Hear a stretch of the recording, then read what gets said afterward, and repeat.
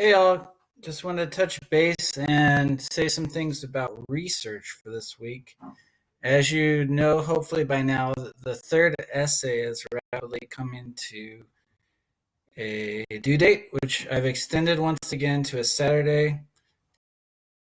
Looking at made that the due date for essays, but thanks for bearing with me. I'll open it up on Friday if anyone wants to submit it before the Saturday deadline. Also, I've graded all of essay 2. So should look for your score. Again, there's a number score. There's marginal notes that you can access on Canvas, and then a rubric attached to the global comment I make at the end, which is kind of an overview of some of the things I noticed. So you get a full picture of how I assessed and graded your essays. Okay, so on to essay 3. In the prompt, it asks you to choose one reading from Unit 3 and then to conduct research and figure out what the articles or sources you find are doing in terms of connections to the article you've chosen from Rereading America. So as I mentioned in my message yesterday, the work you're doing is essentially the same as you did for essay 2, but instead of staying confined to the book, you're branching out and doing some research. I put some materials on our module for Unit 3, some things about research. I also mentioned that it doesn't just have to be quote-unquote academic sources. There is a big, a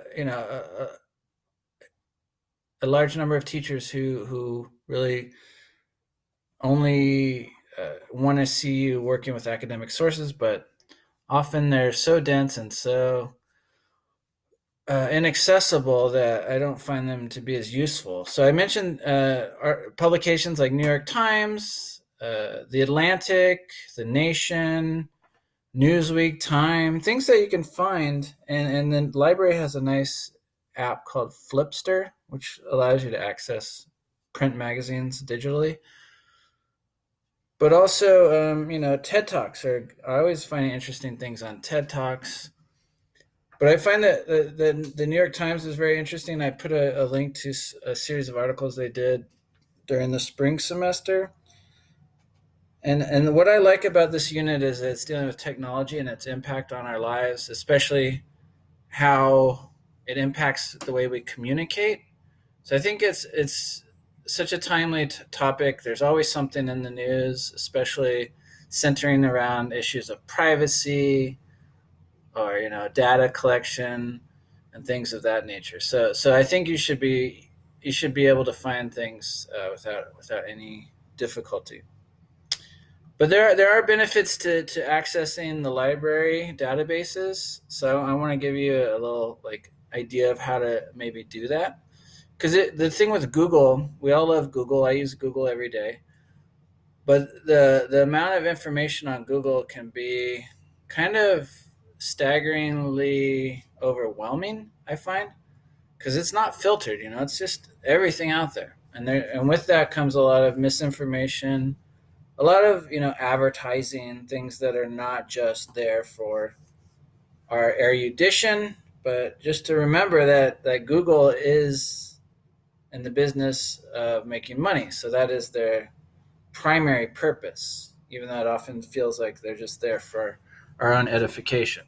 Anyway, enough of that. So what I want to propose to you is really focusing in on specific claims or ideas from the readings that you can isolate and pull out and start to use those as ways to develop search terms or ways to look for articles that might help. So if you can see here, I've chosen to focus on Laurie Andrews. She wrote George Orwell, Meet Mark Zuckerberg. So it's a reference to 1984, the classic written by George Orwell, where there's a authoritarian government in charge and they monitor and spy on all their citizens. They have the thought police and Big Brother and all that good stuff. And kind of linking it to some of the practices companies like Facebook are using in terms of monitoring our activities online. So if you see this sentence, it has the term data aggregation, right? So that's a term that's important. And then in this, many of you pointed out in your discussion last week about web lining.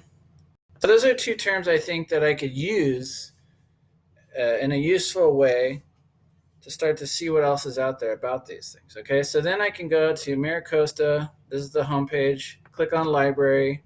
I provided a link to this in the module, but I want to just go ahead and do it so you can follow me along. Then I click on databases because that's where I think you find the best stuff. And then there's these four that I think are the best, and they also highlight these here, are kind of the starter databases. So I'm going to say check on EBSCOhost, and let's just see what we can find. All right, got to log in. Okay, and you can access this. The cool thing about the library is that you can access it from home. You don't have to be on campus, and access to the things like EBSCOhost and JSTOR typically cost money, but as students at MiraCosta, you are given access to these as part of your tuition. Okay, so I'm just going to start a search here. This is like the ultimate search. All right, so let me just put in data aggregation, and this is cool too because it gives you like an autofill. You don't even have to type the whole thing out. So let's just see what I come up with. All right, because again, we want to find articles that maybe support what Andrews is saying, maybe challenge what she's saying, or complicate or extend. Now you'll notice there's things in other languages.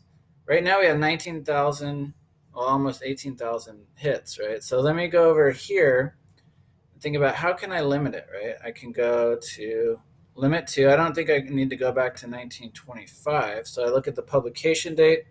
I'm going to say, let's just go back in the last, especially with technology, things move so rapidly. So I'm going to put 2015 and see what happens, okay? See if that narrows my search. Yeah, okay. Now I'm down to 6,247, which is a lot more manageable, right? So instead, I'm not going to worry about academic journals. So I'm going to go news. That gives me 318, right? And then maybe magazines. Let me just see what happens there.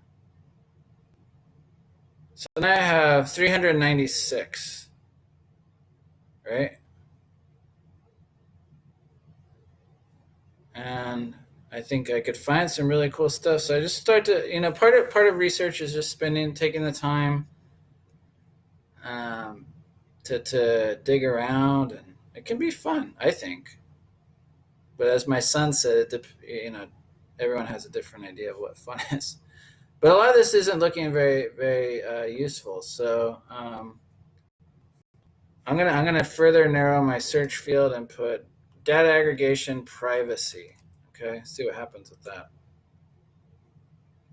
So I want to try and find things that kind of line up with what Andrews is working with. So this is looking a little more promising, right? So there's still a lot of stuff in like health and I don't know, a lot of wonky kind of jargon heavy stuff. So that's why I don't make you all stick to just the databases. I wanted to give you a little idea of what these can look like. And I've provided some videos that I like from 16 minutes, things that help us. So I think this isn't such a fruitful search. Maybe if I put Facebook, data aggregation, Facebook, I think this might be better. Okay. Oh, this looks good. The aggravation of aggregation. This article focuses on the ethical aspects of online data aggregation for journalism. So that might be good. You just really have to kind of play around, dig through it. As you can see, that's all I'm doing. Let me see them. I'm going to just go to newspaper, see what I see. No, that's not what I wanted to do.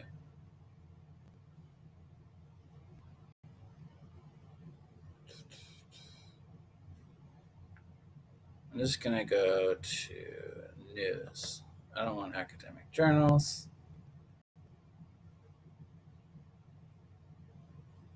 The data dump. So yeah, like I said, you really got to just kind of search around. If I look up web lining, I can see what I can see.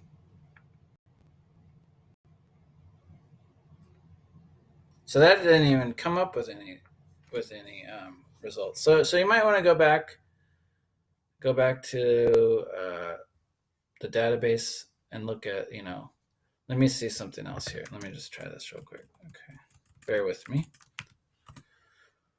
If I go back, click on library, click on databases. I'm getting kind of frustrated with EBSCOhost. So I'm going to try opposing viewpoints and context. This gives you some kind of different positions on this stuff. So this might be a good way to find something useful, right? Especially if you want to find someone that complicates Andrews. So I'm just going to put data aggregation.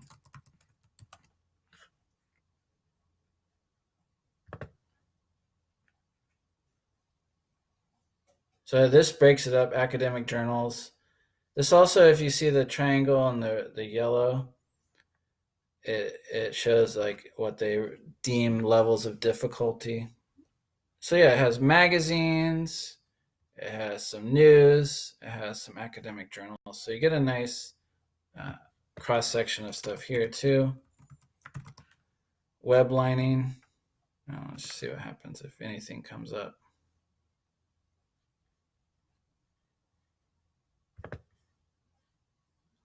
This doesn't look like is what I want. So again, you just kind of have to play around. Sometimes students say they have good luck with Google Scholar, so you could try that. That limits things a little bit more. Depends on, sometimes though, it's you have to figure out if you're gonna have to pay for something before. But let me just try this TED Talk and look at data aggregation. Just play around, just have fun with it. So yeah, there's something right here. Big data is better data. Big data is better data. So you could look at that. Big data is another term that you see a lot in terms of data aggregation.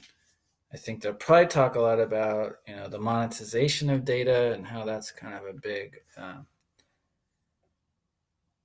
financial interest these days, right? Facebook is free, but is it? Because they're really banking on the information we share there.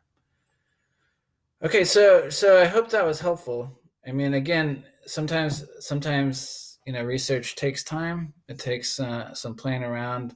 But I think if you start with key terms and key ideas from the reading that you've chosen from Rereading America, you should be in good shape. And don't forget to the libraries open during the summer. They love helping. As I mentioned in my email, there's even a 24-hour question submission that you can do, and they'll respond to you ASAP.